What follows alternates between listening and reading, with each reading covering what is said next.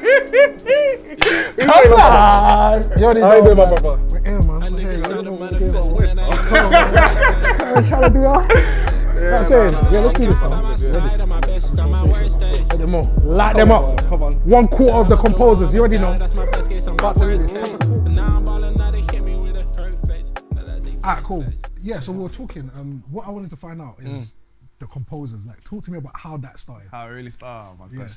Because there's been so many, you know what it is? There's been so many different variations of this story, yeah. But I think I'm gonna give you the exclusive still. I'm gonna give you the real, because, okay, you know, as groups, as it happens in groups, and like you break up, there's a bit of turmoil.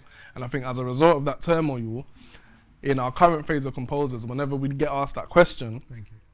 like, we kind of avoid part of it because we don't want to tell the turmoil part or the previous Like part the just because, hardships. you know what I mean? Just because, and as well as that, it was a rebrand as well. So it's like, we don't need to tell you about the older phase, innit? Yeah. This is the phase now. This is what we're going to tell you about. But I think I'll delve into like that older part of composers. Right on time. Yeah, I really want to find out about that because Yeah, I me mean, I've looked about, but I haven't really seen like I've said, like the in-depth story. Because I feel like a lot of people talk about the success and how amazing it is. Like, you know, you had a dream, you had a vision, and you've made it happen. Yeah, But 100%. there's a lot of conquering that comes before that. Yeah, Do you understand? You know those all those 100%. diagrams that we see on Instagram where it's like they put like a mountain on top Yeah, and you see success, and and then this, doubt, depression, and you have anxiety. to overcome all of those to get Yeah. to the top. Yeah. So Yeah, where did yeah, it start? Like, who had the composers? Were they always you? Was it always the original four? Stephen, Charles, you. No. Okay, I'll just tell it from, and I guess this is why there's actually so many versions, because we all tell it from our perspectives. Right. So I'll tell it from my perspective, but quite objectively. I'll try. So what? you know Stephen I would mean? have a different perspective as well. He would have a different perspective, obviously, because he's seen it from his angle. But when he comes in, obviously he was told a generic story, in it, the Okay. objective story, but how he entered obviously would be from his perspective. But Right. from my perspective, how I met these lot on a bus. That's the first thing. I met these men on a bus. I think we were in Wood Green. All of them. I want to say 3 out of. Actually, no. I think it was all of them. You know, it was all of them. We jumped on a bus, or I jumped on a bus. I jumped on a bus with my god sister. Oh, right. Yeah, she was also a part of the composers. See, so we had females in the group as well. You see, Wow. that's what I'm saying. Yeah, A singer. singer. So yeah. if you were to hire the composers at that time, they would come with They would come vocalists. with a singer. Okay, They come with vocalists, literally. So she was a part of it, but I wasn't a part of composers at the time. In fact, the time in which I'd met them lot, they were now just forming this group. They were just forming it. And it was birthed from like obviously church, and I think I want to say it was Charles actually who posed the question and kind of brought up the idea to Nana. So you can kind of say they're like the co-founders, Right. Charles and Nana. I think they had a conversation and they were like, yeah, like bro, we play instruments. Why not link up together? Why not form a group? And I think originally actually it was more so to delve into production rather than actual live playing, more production with obviously the live playing as well. A bit like, okay, if we think of producers who utilize that kind of sound, Justice League, Right. they produce, so Justice League, they're a group of producers who implement a lot of live instruments, and they produce for people like Rick Ross. Right. Okay. You know what I mean? Like all the Maybach musics that you hear. Right. Maybach music, well, that's them. They produced that. So it was that kind of inspiration that took place, and it was like, okay, cool, let's form this group. So that's how they kind of originally were starting. And then I think they scoped my god sister because she also sung at one of their churches, was singing at one of their churches, and I'm like, yo, this girl's dope. So that's how they got my god sister. Then my god sister called me and was like, I'm with these guys, they're cold, like you need to come, because she knew I already played. Oh wow. So I can delve into that, obviously. I'll delve into like my own personal, how I got into music anyway. But going back to composers, yeah, she's like, yeah, like I think you'll like these guys, So she was like, link me in Wood Green, I think. So I linked her in Wood Green, and then she was just like, we're getting on this bus. Like, so I was meant to actually link them because they had a rehearsal, but I think I ran late. So when they were leaving, she was like, just link her. So I went on this bus, jump on a bus. Right. So I think we jumped on, I forgot what bus it was. It might have been like 149 or something, I don't know. A bus going from Wood Green to like close to Edmonton, size of Walthamstow or something like that. Ends. And so that's when I first met them. So I've come on the bus now, seen one guy holding a bass. And what's funny about it is I don't know, like, but these man, they look, especially back then, they looked older than they were. So That's I Nana and Charles. Nana and Charles, yeah. Okay. Stephen wasn't there. Nah, little Steve wasn't there at the time. His name is Little Stephen. I can't even call him that no more. Yeah, he's a big boy now. Stephen's a big boy now.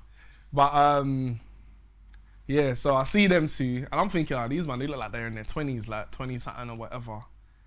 And so I say, well, go on. And I don't know how I got their ages, but I think one of them was like 16 or 17 at the time. Right. And the other one was like 18, 19. How old were you? I was 18. Oh, wow. So I was 18. I think Nana was 17, so he was younger than me. And I was like, what? You're younger than me? Like because the way, I don't know if you know Nana, but the way Nana is, but the way he carries himself is very grown. Like, especially, and it's been like that for a very long time. Like, the way he is now is the way he was back then as well. Wow. Very much like that. So I thought these men were old. I was like, all right, you man are the same age kind of thing. So we've now, I think we've gone to a wedding that they were playing at. Okay. So I've just followed them and I've watched them play and I've just been like, nah, did they play? Yeah, I think they played. So they played, and I think the next week they were like, come to our rehearsal. So I just came to the rehearsal. And they were just jamming.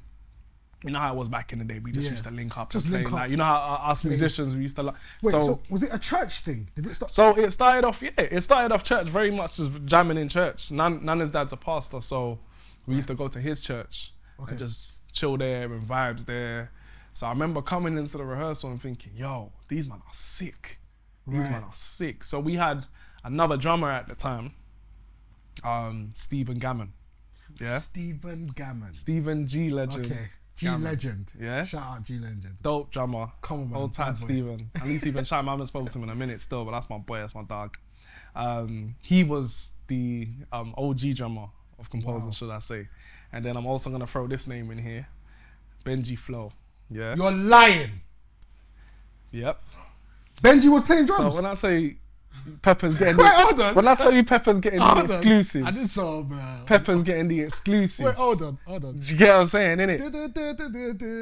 Yes. Benji Flow, my brother. Yeah. Absolutely killing it, yes. Yes. Benji Flow.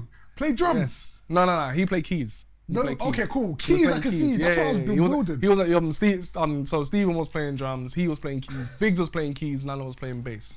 I was egg. Yeah? I was just a side. I wasn't even in the group like that. I just would come and watch these guys play, and I was just like, bro, these man are cold. So it was these four. Those are the original four. Let's give it to them. Those are actually the original four of the Composers. Yeah, I'm giving you a real life journey. So when we bring our documentary, you've got the, you get me, or our movie. How did that come about though? How did them not? Yeah, like what? Did they all go to the same church? Nah, like, so I think Steve and Charles went to the same Dominion Centre in Wood Green. They went to the same church. Nana's church is in Walthamstow. That's his dad's church. He's got his own church. And then I think Josh had his own church as well. I think he's also a pastor's son, so he had his own church as well. I don't know where it was, but he had his own church. So I think they just knew each other. Well, Nana and Josh used to go same school. Yeah. And just the area was very tight knit as well, like Edmonton, North London. So everyone was from North. Right. So that's how we just all knew each other. And then after playing at different churches together, so I think they were like the four that used to link up whenever, like, you know, there was young gospel events or whatever. So yeah, it was Benji originally, and then when I came, I took an interest, but I never really approached and was like, I want to be a part of it. Right. Like, it's funny now, and I understand it whenever people do it today, and I'm like, yo, what? Let me join. I want to, because when you see something like that for the first time, you're just like, yo, this is lit. Like, how do you get me? Yeah, who doesn't want to be part of success? You know what I mean? Like, yeah, exactly. And it was just like, okay, like, this is dope, but I'm not gonna like try. I'm just gonna come and learn. And then I think they wanted to kind of get into writing their own original music and songs. Right. And I remember going there and actually writing something for them, but I kind of rapped it because that's what I used to do back in the day. I used to rap, or God, I used to spit. What? I used to spit. I used to MC. So I think I did that for them first, and I was like, oh yeah, this is dope. This is da-da-da-da. So I think later Charles pulled me to the side. I was like, yo, you know what? Yeah, I think you should join. Like I can see you got the talent there. Join us, but on some like vocalist kind of thing. Okay. So so I did the rapping thing, and then I went into the singing thing. I tried to do the singing thing a little bit, but my voice ain't that strong. Let's be like if I'm being honest, my voice is not. It's not strong. Like, and now it's definitely not, because I haven't even tried that in a long time. But so I actually remember we had a concert. We put on a concert at Nana's church. Nana's church actually used to do a youth event, and we were like the band, but I was singing in the band. So it was obviously the four I mentioned already, and then myself singing with my god sister, and then another lady as well who used to sing with us as well. Okay. And I sang Light of the World. I just remember singing Light of the World. I don't know. What song's that? You know, Light of the World. Yeah. What? These lot called me till this day about that. Wait, where did you sing that? In the church, in front of the congregation. How was that? Was Light it? of the World. Yeah. Did it not hit? Yeah. You know what?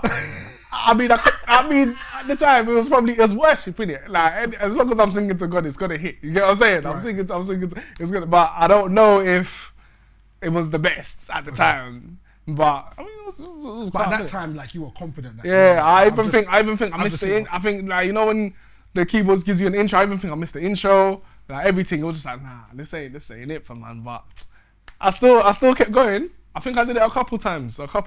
We sang at different places. Right. And then I think after that, it was like, nah, let me focus on my strengths. Because I could play keys as well. Yeah. And I think I was better at that than I was singing. I was still, even at the time as well, I was still developing, but I was all right on keys. So take me to the part where it was, it became Stephen. okay, Nana. so this is, so I'm gonna fast forward. So, okay, I'll quickly just skim through this. So Josh ended up having to, like, kind of part ways just because he was trying to focus on education and all of that stuff. Around that time, I think he was going uni as well, and wanted to more so get into his production bag as well. Okay. So he like, you know, part ways calm. Same with Stephen as well. Well, it got to a time where it was just like, I think we need to kind of rebrand, and I just feel like everyone as well was kind of on an individualistic journey. Right. So those who wanted to kind of remain. Those who kind of needed to do whatever they needed to do, did that. Do you know what I mean? So I think Steve just wanted to more so go off, continue his music career and path, in regards to like the drumming and stuff like that and session drumming. So he went off, was killing that. I think, and everyone else just we all just parted ways. It was just like, focus on life. But we wanted to do the production thing serious. So Stephen as well, we always knew Steve. Steve was always like, he was the younger brother. Right. That young, you know, like you always have that young kid that is sick. Right, yeah. Like he was at 12 playing drums like some of the men who were older at the time. So he was that kid from Ends as well. Everyone knew him and his family. So it was like, so whenever Big Stephen couldn't come through, we get Little Stephen to actually dep him. Wow. So that's actually how that connection. What age was this? I was like 13, like literally 30, depping us big 17, 18, 19, 20-year-olds. Like he's depping and playing better than some of us. Stephen gets the respect. He's been in this game for as long as anyone really. Like he's been in the game for a very long time as well, doing this thing. So that's how it was like, you know what? When Big Steve left, I was like, let's get Little Steven. Obviously, it was a bit techie at the time because the type of gigs we were like going into as well. Obviously, age restrictions and stuff like that, just because of the type of venues they were. Right. So trying to get Steven in even to play sometimes crazy was techie. But yeah, that's how he basically came in. We had a year of just where we were like, we're gonna rebrand, and the 4-5 that remained was obviously myself, Charles, Nana, and then we got Little Steven. And was 2013. We did a boat party. Wow. That was the all white boat. Was it all white? I don't think it was. I think it was kind of just formal. But I know what you're talking about. I think we did an all white something. I'll probably speak on that. But it was just a boat party. Yeah. Had a boat party. And yeah, I remember charting. We were gassed. We were like, yo, yeah, man. We opened up the bridge, everything, fireworks were popping while we were going. We were thinking, yeah, like, yo. And then that's the first time as composers we performed at this boat, on this boat. That's the first time as the four that we performed and did this like whole set thing that we do. And yeah, the rest is really history. Yeah, I'm saying after then, Royal Albert Hall. then I've been Yeah, just selling out venues. We're trying. Small. David. Yes, my bro. You're a married man. Is that the camera? I don't pick any. Let me get this angle. Let me get all angles. It's R4. Don't go out and be looking for him, bro. Yeah, you're a married man now. You're also a father of two. Father of two. Which we've just discovered. Yeah, man. Well, two. Yep. That's crazy. It's beautiful. It's beautiful. One question I've always wanted to find out about you is, prior to you being married, and finding the woman of your dreams, what was it like in terms of the temptations of being a black man who is literally holding up one of the biggest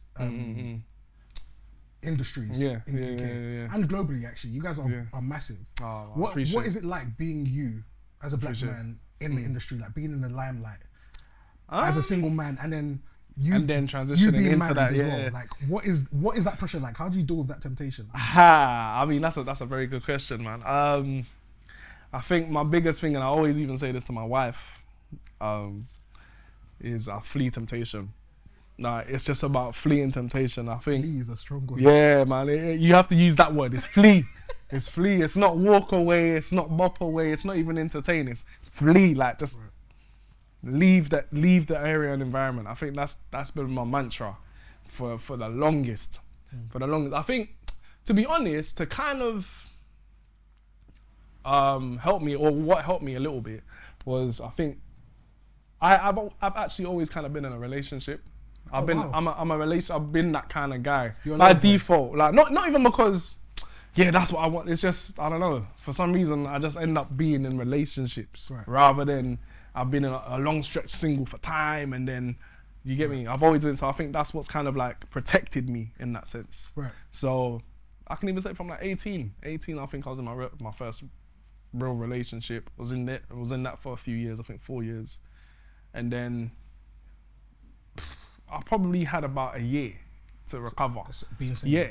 And then straight back into another one. Saving grace. Kind of.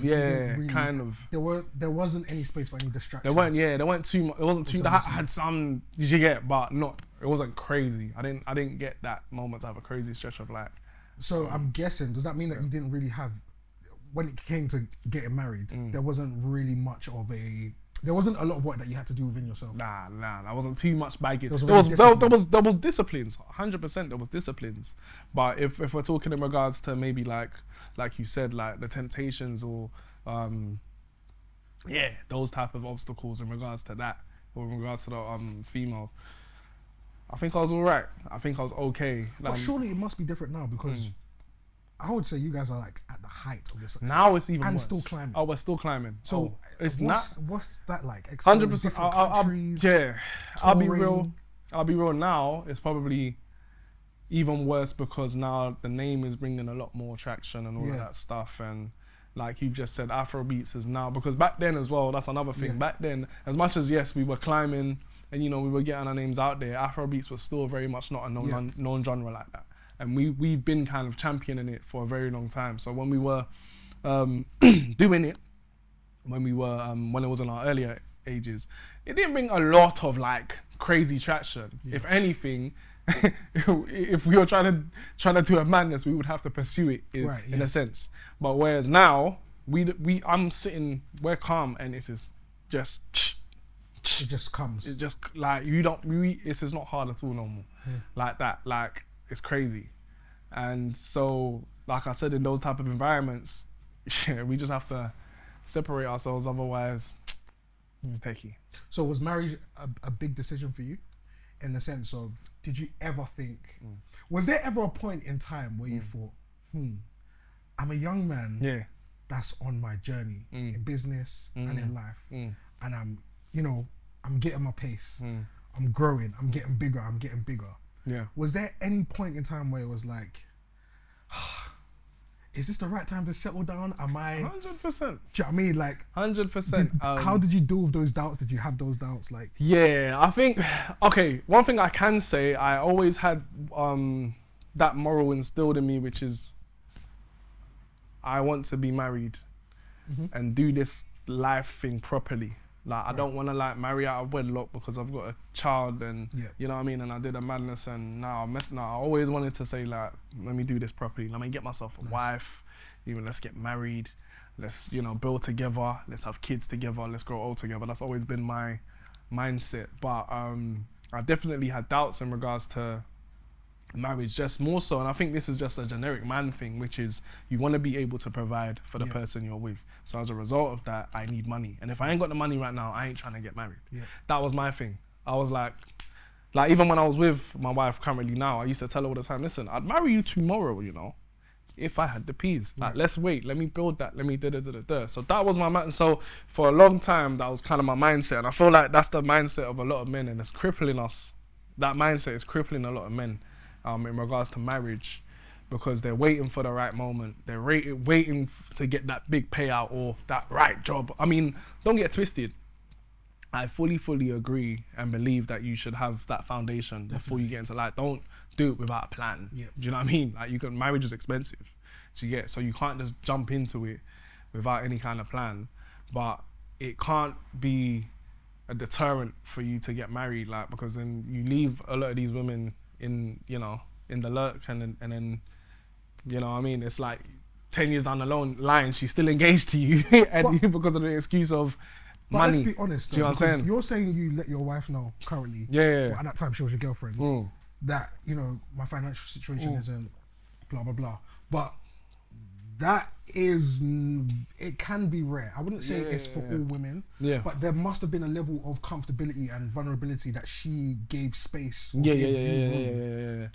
allow to actually to say that 100,000%, especially in this generation. How did you approach that conversation? Like, where did that come from? Is that something I mean established from a friendship before? And I love the fact that you've asked that, because that's all part of my choosing process in terms of a wife. Do you get it? Because I could be so open and free with her about things like that, made me know, this is the woman for me, Yeah, because on social media, the way, even before we met, like, you can see how, this is his, like, this is his friend. You can see like, I'm actually just, I used to you lot are very free. Even it's only recently I don't post as much, and that's not even because I don't want to or because she don't want to.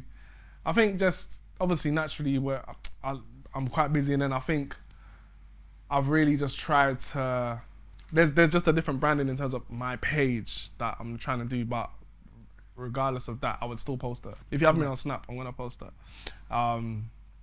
But yeah, like, going back to, like you were saying, it was that was part of the choosing process. That was really a part of the choosing process. The fact that I could be so open and honest with her about my finances and those and other things as well. It's that openness I had with her. Like, I feel like you need to be able to have someone you can do that with, but it's about trust. It sounds like you were already calculated, and I'm guessing some of that experience comes from you being in relationships previously and learning what works and what doesn't work. 100%. Is there any part of that that relates back to your childhood in terms of what was your experience like? How was marriage portrayed to you growing up? What was your how did you see love played out? But it was beautiful. It was beautiful. My mum and dad are still together today. Wow. Yeah, man. How many years is that? God bless. Ooh. Question. They'd have to tell you that, but I know. But to be honest, I'm 33, so you already know it's more than 33 years. Do you get what I'm saying? It's probably, I want to say maybe about 40 now. 40. Maybe 40 years they've been together. Well, yeah, maybe 40. No, maybe about 37 or something like that. But they've been together for a very long time, and they've been a great example. 100%, very traditional. You know what I mean? Like Ghanaian. Well, I'm from Ghana, so Ghanaian parents, very like traditional love. Like that. the mum makes the house a home and dad goes out, works. My dad was working like 2-3 jobs, like he was on his grind, you know what I mean? And obviously them migrating here as well. Wow. But to see them traverse through all of that and still be together without any crazy hiccups, like my dad's never laid a hand on my mum and all of that craziness, you know what I mean? It's been beautiful. And number one thing is that they've always shown me the love of Jesus through their marriage. Every single time. Like I thank God for my mum's life, man. My mum, she's a real worshipper. Like when I tell you, like her house in heaven is it's gonna be crazy. It's gonna, like, I want to go to my mum's yard in heaven. It's gonna be crazy, I'm telling you. But yeah, like they've really instilled that in me. Like just seeing them wake up every morning, they're praying together. Wow. And then they tell us, come do your devotion. Is that something that you were always sensitive to, as in growing up? Yeah. Or did you notice that, wow, like this is second nature to me when you now found yourself in a relationship? Because I feel like we overlook some things sometimes. We feel like some things are just like, I knew this. But if you actually trace it back, it's like, no, this came from somewhere. It came from somewhere. Yeah. Like, So I think I always attribute it to my parents, especially my mum. Right. Putting that in, like, it was never like, naturally. Trust me, if I never had my mum, I don't know if God would be in my life the way He is. Because regardless, you can go to church all your life and still not learn nothing. But don't get twisted though, and now that I even mention it, my church was a very big influence as well when it comes to relationship. Like, I think, to be honest, I might even say it could be number one in regards to how I'm wired in regards to relationship, because my pastor, I think, you have different pastors. Some talk about finance, some talk about, prosperity, wealth, this, that, and the other. But his is it's relationship, like real relationship. And I think his teachings on relationship, my pastor's teachings on relationship, shout out Pastor Kofi, PCC, quick plug. They really instilled a lot in regards to how I've dealt with my relationships with women and sounds all like a of that mentorship. Stuff. So it's like her. It's actually been my pastor and pastor's wife, Pastor Jane. She's actually probably the actual person who has really drilled that into us, and then it's also brought out the giftings in us as well. That's one thing they used to love to teach about, the gifts, your gifts, utilizing your gifts. Don't sleep on your gifts. And even to the point we used to put on concerts and stuff like that, in the same kind of format as these secular concerts you see outside, to teach us how to cultivate our talents, you know what I mean? So like it's a lot of inspiration I've had from young in regards to relationship. I love how you speak about relationships and marriage. I really do, because I feel like right now, especially like what's shown on social media is very, very negative. There's either the independent side, or the side where it's like all men or all women are trash, or the openness of women, like OnlyFans and everyone just over-sexualizing everything. Over-sexualizing everything. You are very planted, and I can tell that comes from the background that we both come from. We're both from the kingdom of heaven. Amen. So, amen. How have those principles stabilized you and made you firm in your manhood? And did you actually learn manhood from biblical principles, or were you taught that again from seeing your 100%, 100%, mum and dad? A bit of both. So both.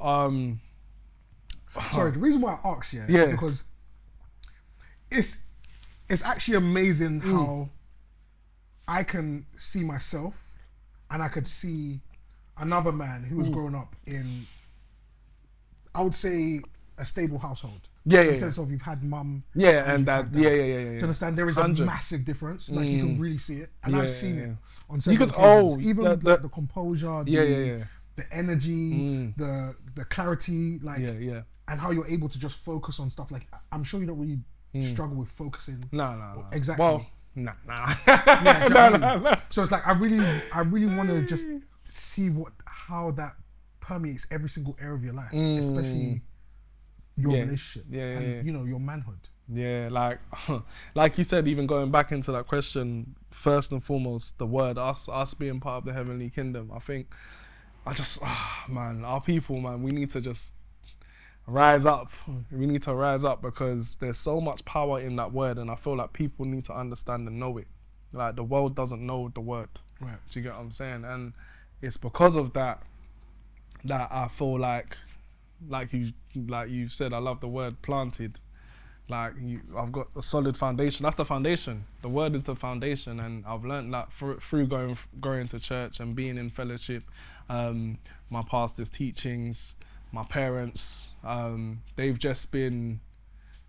held me up. That's the honest truth. They've held me up, man. Like I have to give it to them, and I feel like a lot of the time, especially in interviews or podcasts and stuff like this, when we get onto them, when we get onto them in these spaces, we can forget that.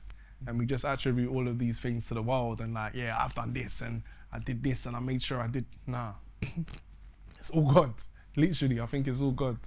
And that's the reason why I think I can stand firm in my relationship. And I mean, it's not to say that we don't have troubles, we don't have trials and tribulations, especially as Christians. Like we do. If anything, we probably have more than those who aren't, because when you're in the world, you don't have to be accountable. Right. Do you know what I mean? You don't have to set an example. And this is why we have that energy out there on the net. Yeah, like I'm me. It's my truth now. That's what it's about. It's not about the truth. It's about my truth. This is my truth. Yeah.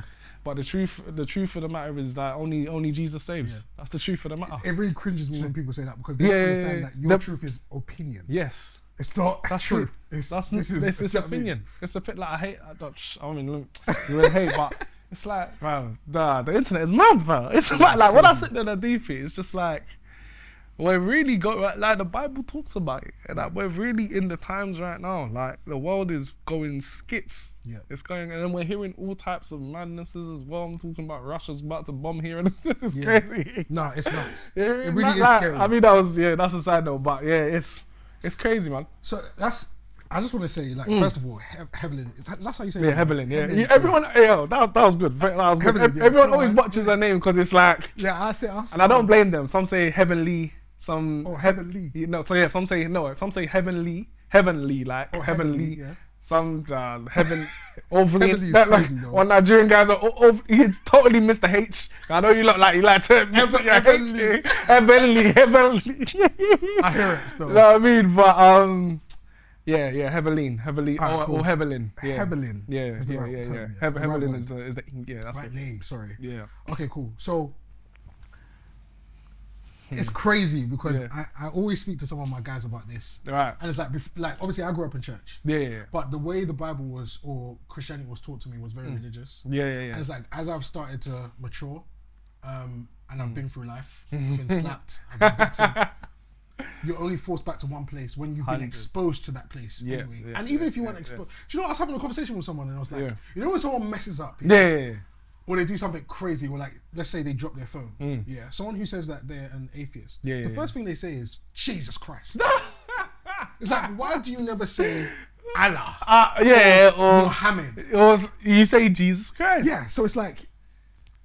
Inside of you, your spirit knows that there is a man called Jesus Christ. Yes. But anyway, we won't get into that. What I really wanted to touch on was, again, you've already explained how, being a child of God has taught you, as well as seeing your parents, them being your first earthly examples of what real love is. Right. Is there any part of you that actually had to go and search for what love was? In terms of, did you have to go and get any leadership training in terms of how to love your woman, how to embrace her, like, or is that all straight from home and biblical principles? I think... Did you ever struggle with love, like even love within yourself? Oh, that's a good question. I don't think I ever really struggled. I don't think I ever really struggled too much with love. I think my thing has always been to let things flow and happen organically. Okay. So I think because of that, like, I've never really struggled because things have just naturally flowed. I've allowed things to naturally flow, and then going back to, like you were saying, the latter part of the question, once again, I had those foundations around me which showed me, okay, this is the right way to do things, or this is the God way to do things. So, take your time, be easy, don't... Because one thing I've seen consistently when it comes to like relationship and love, when you go pursuing it, and it's forced. It's not organic. That's when you end up in a lot of hurt. Right. Like I don't know if you've seen this whole viral thing that's gone around on the internet now. This lady talking about who the I don't want to swear nothing, but who the F did I just marry? Right. Or who the F did I marry? I don't know if anyone's seen that. Who the hell did I just marry? Who the F did I marry? It's like some lady. She's gone online on TikTok and she's got like 50 parts or something like that, and she's just explaining who did that. Like, and she married some guy, and I think that's because she wanted this thing so bad. She wanted like marriage so bad or relationship so bad. I think she ended up expediting the pursuit of love. Wow. When really and truly she should have just let it happen organically. Right. And she ended up meeting this guy who just messed her up, like married the wall. You can go watch it like in your own time, but yeah, when I see people trying to rush into things and not do things, naturally and not, that's when I know that, this isn't gonna last. Right. So I think because I've had that patience in relationship, things have always flowed. How I've been able to learn how to love has always flowed. You know what I mean? Because when you say love, when you say you had to, it taught you how to learn how to love. Yeah. Are you talking about specifically to that person? If that makes sense. So are you saying you had to learn how to love that individual, or are you saying how to love in general? I think I learned in general what love looks like, not what love necessarily is, but what it looks like. What I learned, and still learning what love is now in marriage. That's what I'm still learning, but I kind of understand. When people used to talk about love when I was younger, I never really got it, because at first you always think love is this emotion, it's this It's not. But it's really not. It's like in the Bible kind of says it. It's all of these different things. Love is patient. Love is kind. Love. Like it's all of these different things. And then when you now apply it and do it practically, you say, my wife, she said this and I got offended. Right. But to brush that off, that's love. Yeah. Like she didn't do this the way I wanted it to, but you know what? At the end of the day, she's still my wife and I love her. That's love, do you know what I mean? So it's all of these different things, and you start to, and you're like, so that's what they meant by love. Yeah. Do you know what's so crazy? I love the fact that you're saying this, because in my personal life, when I've experienced, I'm a very forgiving person. You and me both, to be honest. I'm a very forgiving person, and it's like, sorry. as I grew up, I was always tagged as, he's just emotional, or he's just in his feelings, or as a man, you need to be. Because I was always that kid that was looking for like a father. I was always looking for like some kind of leadership. For someone to just take my hand. I know I am due for success. I hear that. Come on. I need that guide. I need that person who can just deal with this energy. Yes. Michael Pepper, if someone wants to describe Michael Pepper, he's just the sun. Like, he is a ball of energy, and it's like, I love that. if this energy is not focused in a direction, bro, the paths that are available to me, I could be anything at any point in time. Yes. Understand what I'm trying to say? It's funny, yeah. So I know another guy like that as well. He's actually a part of our team. But yeah. Is it? Yeah, there's a guy like that, a part of our team. Like energy, bro. That's exactly what I'm like. But it was like, yeah.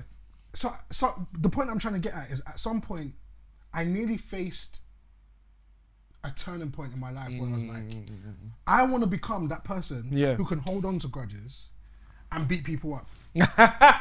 Because it seems like when I forgive, and away from this, I had no knowledge of the love of God. I'm saying this now, like reflecting in this conversation. I had no knowledge of God's actual definition of love. It's not until recently that I've actually started to discover how much he loves us by how much, number one, I read his word and my applications in life. Do you understand? For example, I have a partner. Yeah. It's like, I never knew that this is actual love. Yeah. So the fact, whereas I was focusing on how other people would treat me in the sense of, okay, I forgive you, and they now think I'm less than or I'm weak. So it's like, I love the fact that you've, acknowledged that. That's actually amazing, because I feel like a lot of men need to understand this. Yeah, 100%. In general. 100%. Do you understand what I'm saying? I feel like we all need to understand. A lot of men don't know how to love, and it stems from that background. Do you know what I mean? 100,000%. The background that you come from right now is very rare, and we see that in society. How men actually turn out to be. Yeah. Like a lot of these killings and stabbings right now, they're not just young kids that just want to kill and stab. It's the environment. It's love. Yeah. Do you understand what I'm trying to say? Yeah. But yeah, no, I'm really happy with that. I do want to ask you, like, what is your experience with emotions? Yeah. And vulnerability. Ooh. Is that something again that you learnt from Pops? Do you cry? Oh, I cry, man. I do cry, man. Sorry, I asked you like 3 questions in one. You know what? I think coming from a Ghanaian household, coming from an African household, yeah. As you already know or must know, we don't really get taught about emotions or taught how to express and feel and understand emotions. Do you know what I'm saying? I don't know whether it's because of how they were brought up, from where they were from, but whenever, you know, we were growing up, it was always, you start crying, don't cry. Yeah, like, don't cry. Don't cry, like, straight, don't cry. Cry blood. Yeah, like you grab, like, it's almost like it's beaten out of you. Like, you can't show no emotion. Then, especially as a man, you're taught to bottle up your emotions. Right. You're the man. You need to do it. And it's such a toxic thing, I believe, because then, like you've just said, then us as men end up expressing it in different ways, and we go out joining gangs and doing all the madness, like, because you feel like that's where those are my brothers. That's where the love is shown. So cool.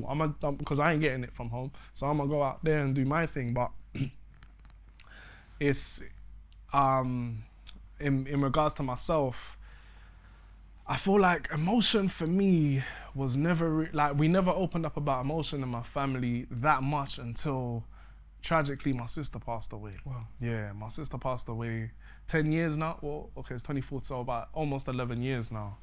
And I remember, like, I was 22 years old. She was about to be 21, so she was 20. And I just got a phone call, like, boom, she's gone. And I remember, I think that was the first time I cried in almost 10 years. I want to say. 10 years. Yeah, I want to say almost 10. So I was like 12. I'm sorry, I was 22. And I'm looking back at it, the last time I don't think I cried throughout my whole teenage life. Because once again, like, you grow up and then you're in environments that are telling you, nah, you can't do that. Then after I grew up in an area that wasn't the greatest. And then after I've gone to a school that's got all man from Brixton, Peckham and all of that stuff. So it's like, yeah, like, man, it's hard. Like, I'm this, I'm that.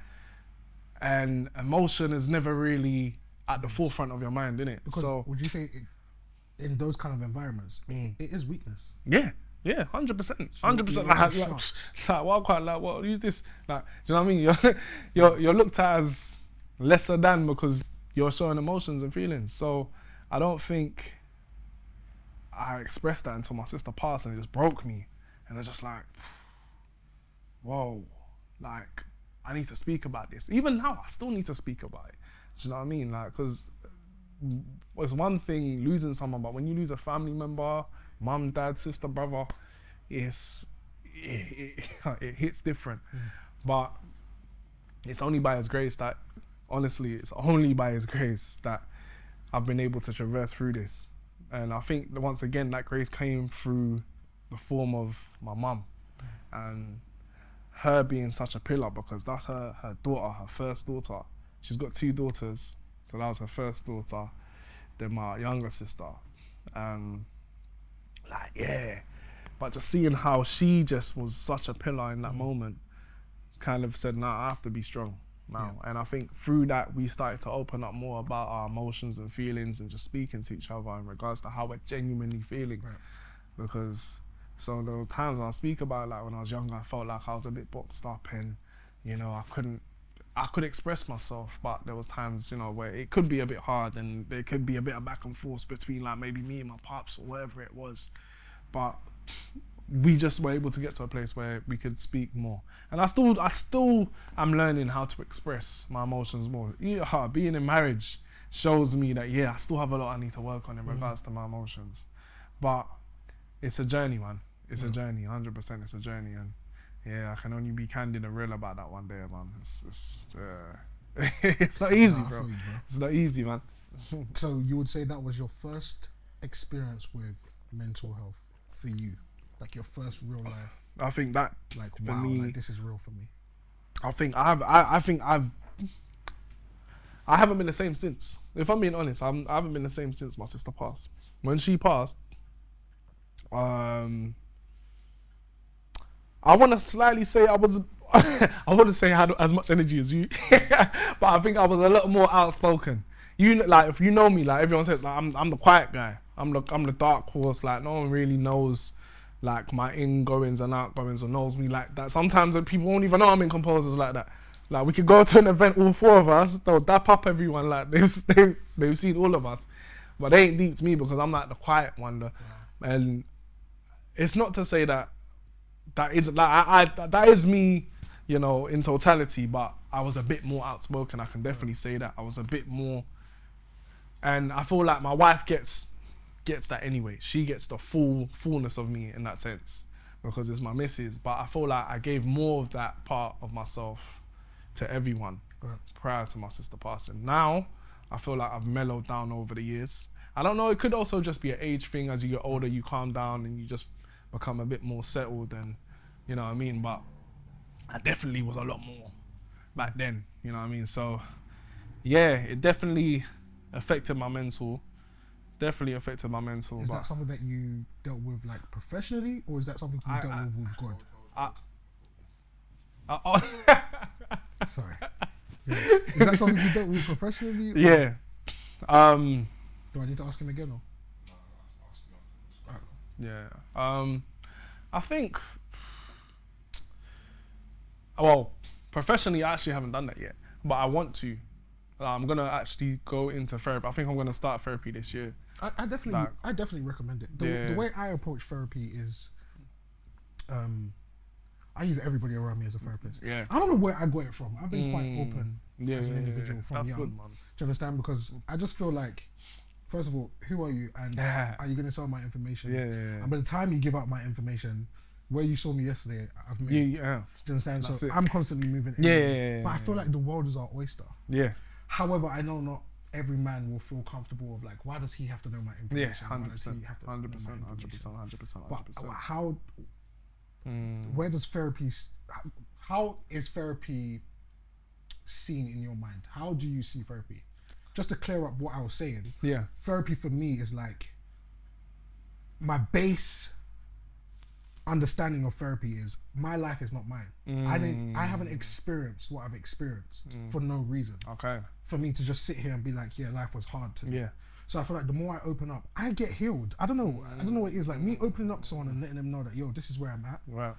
I'm releasing to them, but I'm not releasing in a pitiful way. Yeah, right, I'm right, more so right, asking for strength Right. and wisdom, whoever you might be. I Do you know what I hear mean? that. So how do you see therapy? Is it more so you've just gone through something and you need to get a release, or is it a day-to-day thing?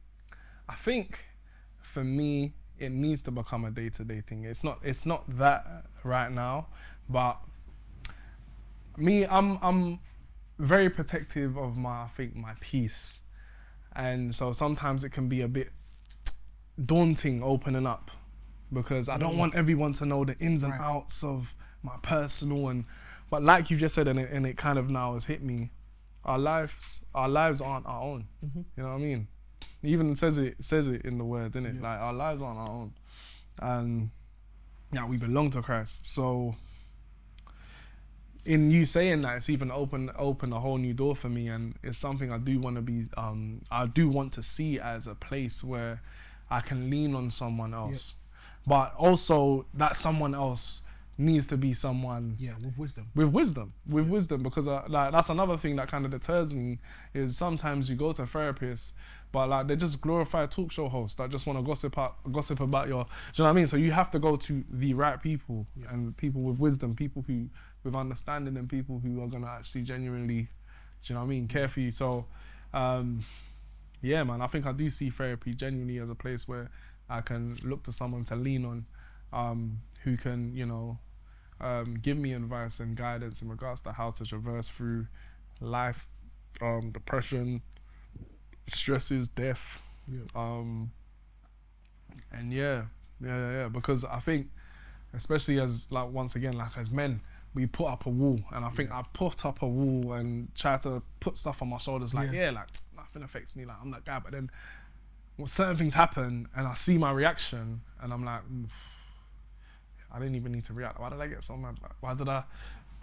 It's this, or because I haven't dealt with this, it's now reflecting over here. So yeah, man. With therapy, for me, like I said earlier, it's not my life. Right. And I don't know if that's a coping. I don't think it's a coping mechanism. Nah. It's founded in the truth. I've lived a lot of my life doing things, not knowing that it was actually scriptural, not knowing that I was walking with God all this time. Because I used to always pray and be like, yeah, God, up there, forgetting that He's actually here. Yeah. So I do speak to a lot of men who, you know, watch my, are in touch with my social media, and I guess I have their ears, and they listen to me, and I always let them know that it is very, very selfish to feel like you just went through what you went through by yourself. You understand? And that's why I am the way I am right now. So obviously you've met me. You know, I'm like I'm a ball of energy. Yeah.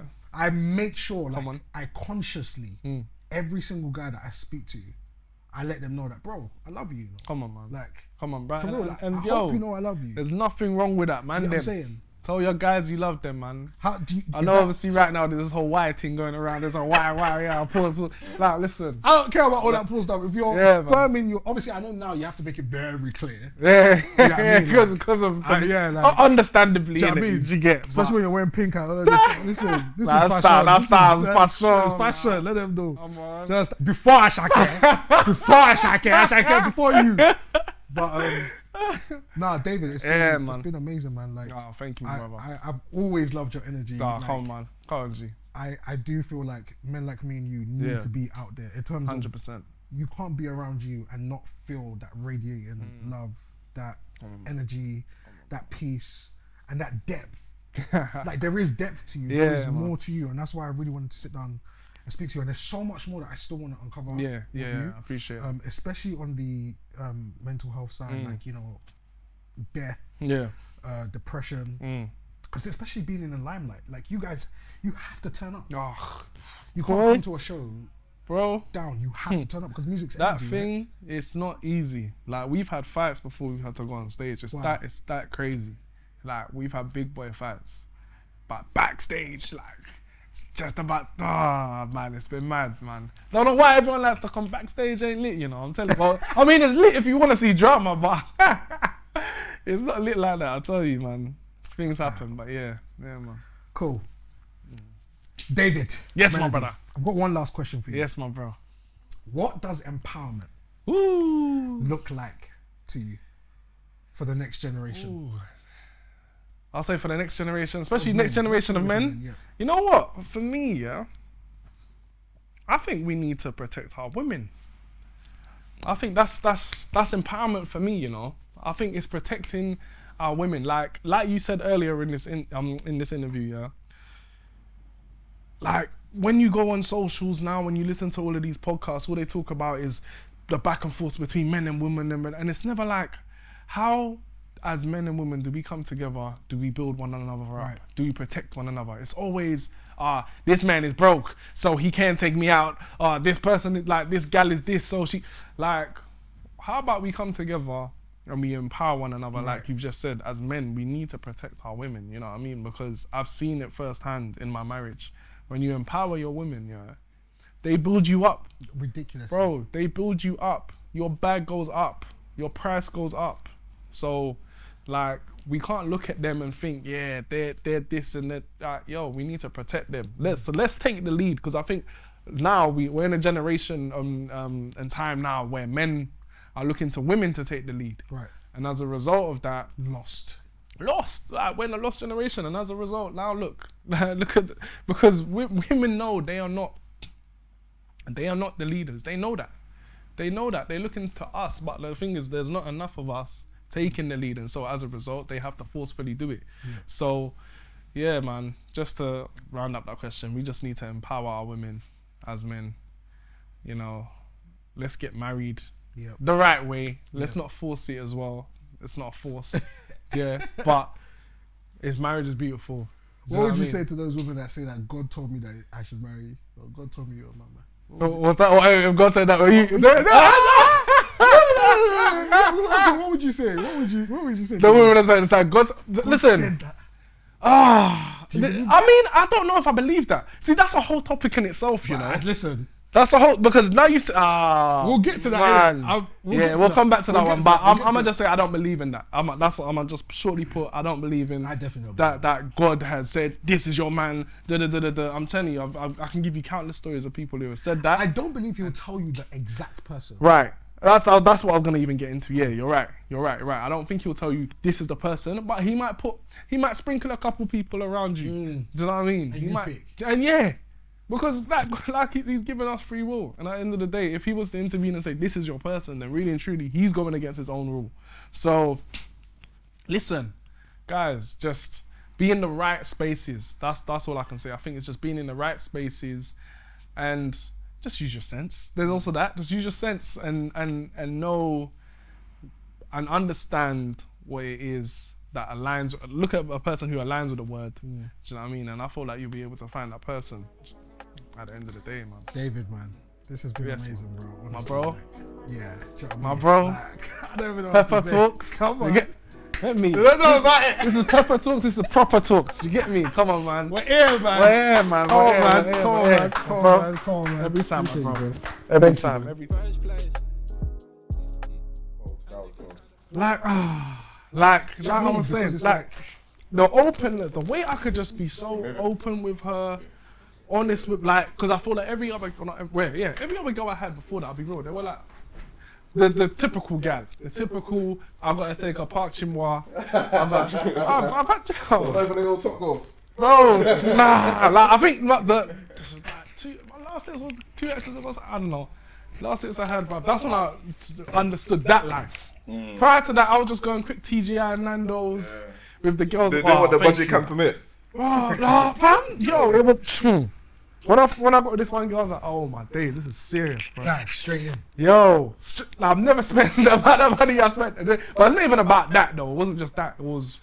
That's what I keep saying. I don't really think it's the mindset. I wouldn't want my daughter to be with a man that's broke and not doing anything with his life. 100%. I think if that's the focus. I won't lie, I slightly enjoyed that. I did slightly like being able to be like, yeah, like to keep. Yeah, of course. No, but we're men. That's what we decide to do. Yeah. So I feel like one of the biggest depressions that men face is not being able to provide. 100%. 100%. Like 100%. feeling useless. Oh, bro, see that? That's what's going on right now. But you know, it was the mindset for me. It was her Do mindset. you think about being like an artist and thinking that music has its lifespan? Do you not think like, well, 5 years time? Yeah, where's the money gonna 100%. Bro, come from? How am I gonna- this is exactly what we're at now as composers. I wish we could just, there's so much. Bro. Because this is actually a question. Like, what does it look like for you in the future? Because the reality is, music, unless it has its lifespan, unless you're like the Chris Browns and like who have like timeless music and their stuff is gonna be streamed for the rest. Right. When you're a small guy from the UK doing music, it's not like that. Like you have to start thinking about the investment. Hence why everyone goes into investments and all that. So I think that's what we're on right now. You know, like right now, as composers, we're trying to actually build business in it and go into all of that stuff now because You guys we are can't. an amazing place. Personal branding for you guys. Will be hard right now. No, we're trying, man. We appreciate that because it's not easy. And like you said, bro, it's this music thing is very, it's very, very, very, very dwindling. Like, But bro, be honest with me. Was Yeah. that a scary time? Like when? what's up? I got married. No, not when you. Yeah. Well, okay, that's one. That's one. And then 2, when you finally, I would say, cried. Oh, yo, see Like- now, but you see that time was emotional, man. It was crazy still, cause like, bruv, I felt something that I've never felt before, man. It was Like, oh yeah. Oh yeah. Oh, thank you. You're treating nice on Yeah, I know. I'm treating nice. And I'm Make sure doing so. it's all you got. Trust me, You like, got I'm not even top gonna talks, mention. Come to Pepper I ain't even gonna mention. There's some big entities that don't even treat. Don't feed you, bro. What's that? Bro, Some start with B. Some start with something else. Yeah, I'm not even gonna say too much. That's how you know this stuff. That's coming. What's that? Is that the intro? That's the mistake, bro. Yeah. Someone said that this was done, you know. But yeah. But yeah, no, yo, it was emotional first time I cried, you know. It was like, not first time I cried, obviously, but like, in a while, first time I cried in a while, obviously because it was the circumstance. Yeah. And then after that, I remember I couldn't stop crying. I just, What? It was just like water flow. there's water flow, bro. Like even Even just, as I'm it was talking like, like, I was feeling it, bro. Like, yeah, I can't even lie. past, even now, I almost cried just now. yeah, I'll be real, I almost cried just now. Like now, anytime I get emotional, my eyes glaze up. I just, I can't lie, yeah.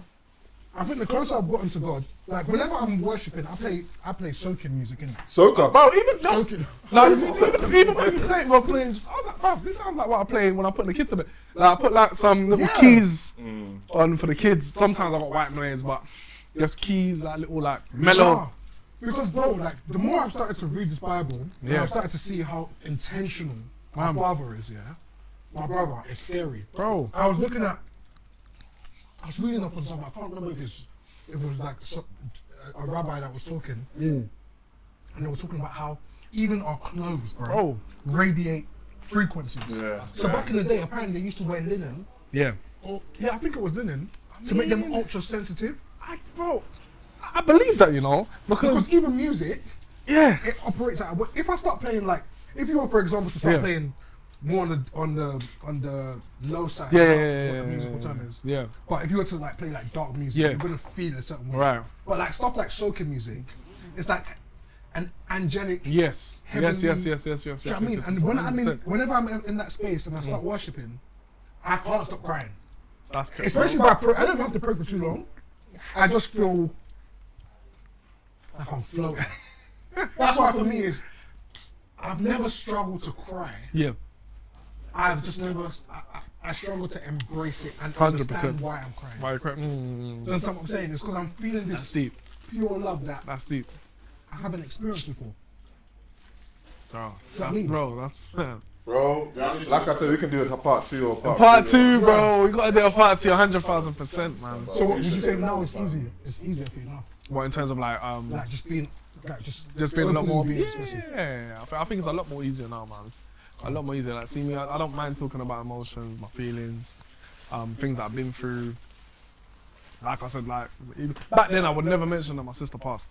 Like for a while, like no one really. I'll just be trying to hold in everything because it's like you don't need to know that. I don't need to burden you with what I've gone through and all of that stuff. So sometimes I could be feeling away randomly because like when you go through stuff like random spurts of energy just hit you like negative energy, start thinking madness and then your mood is off and you're carrying that around, exerting that energy and putting out other people, but I don't want to tell them about it. It's like nah, like if these are the guys I walk with almost every day, let me bro, like, I won't lie to you, like right now feeling mad. Bro, appreciate you You know what I mean? 100 times, man. Thank you very much, Yes, bro. man, every time.